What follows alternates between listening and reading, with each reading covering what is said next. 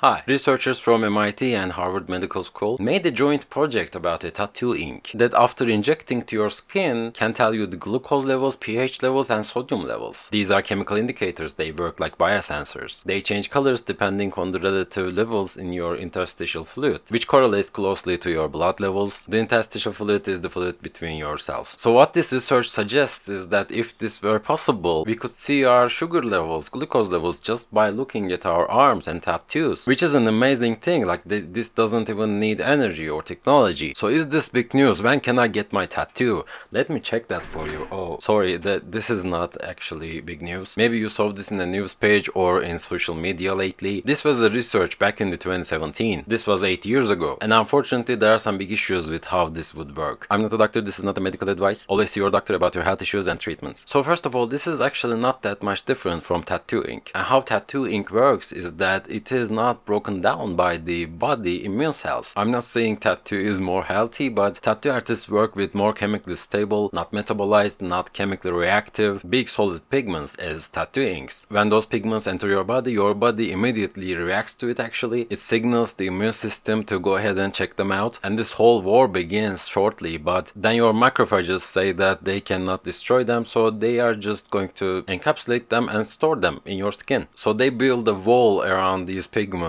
made from macrophage cells. They stay relatively safe there and they do not react with your body anymore. Of course, this wall of cells can be broken down in your later life. So any point in your life having a tattoo, you can have an allergic reaction. Not every tattoo ink is safe. There can be carcinogens in them. But if everything works as intended and your body is cool with it, then you're just holding hostage of those pigments in your skin. And it is mostly fine to do that. So this is actually our first problem with this biosensory ink project. After injecting those chemicals into your skin, they are probably going to be encapsulated like these other pigments that we just talked about. And then they are not going to be reacting with their environment anymore. Thus, they cannot give you any more information about your body. Or at least they are going to lose a big portion of their effectiveness. Let's say these are more smaller chemicals and particles, then they can just spread around or they can just get into your cells. Having high concentration of these enzymes and biosensors in your body, this can break stuff and cause problems. And this research is not approved by any more tests. Probably we just don't know how our body is going to react with this much chemicals. These chemicals can also build up in your body over time. These can cause cardiovascular diseases. These can break your cell's core functionalities. Also, they can react with more chemicals than they are supposed to. These also should be durable enough to work for years, and your body also should not try to destroy them. This is chemically a nightmare to be working with. Also, one of the most important chemicals used here in the glucose sensor is glucose oxidase and TMB. As far as I can find, this chemical reaction is irreversible, so it's a one-time use only. It doesn't make sense to inject that into your skin. Also, for the sodium sensor, you can only see its color change under the UV light. So now you also bring your own UV light with this one. Exposure to UV light can damage your skin and cause irritation. Looking at the UV light also can damage your eyes. That's a big no-no. So you should be careful about using UV light in your life anyway. All of these chemicals also can break down because of your body heat or sun radiation. After that happens, you can't even predict the outcomes. Glucose sensor used here, TMB, is classified as a potential carcinogen. It also becomes toxic if it is oxidized. Actually, most of the chemicals used here can be broken down rapidly by your body and they can become toxic to you over time. Lastly, if this would be a real thing, there would be still differences between different colored skins and every human can have a different physiology. There is no guarantee how this would work in each human. The color change of these pigments can be different and they can look different. Maybe they are not going to react in the same speed, and at the end of the day, this can make things worse. Maybe you know you have a genetic disease about diabetes, maybe you are going to have it in your later life, and you make one of these tattoos into your arm to check it periodically. If it stops working, you are not going to know it. So relying on this kind of basic chemicals without a failsafe and not checking in with your doctors and not using dedicated devices can cause you to ignore or not see potential issues with your health. So because of psychological relief that these tattoos are going to cause on people, it can make everything worse too. Anyway, but it would be cool, of course, if this would work perfectly. Most people would want one. Why not? Maybe we can make one that is going to measure the melatonin, the sleep hormone we have, so we can make an energy bar on our arms. But yeah, these are in the too dreamy territory for now. But congrats to these researchers for thinking out of the box. This is an interesting idea. Maybe they didn't have enough backing to research this further. Probably they are also aware of these issues. They currently tried this on a remote pig skin. These chemicals work on that test environment, but of course it is not a live environment, so all of the problems that we talked about still exists.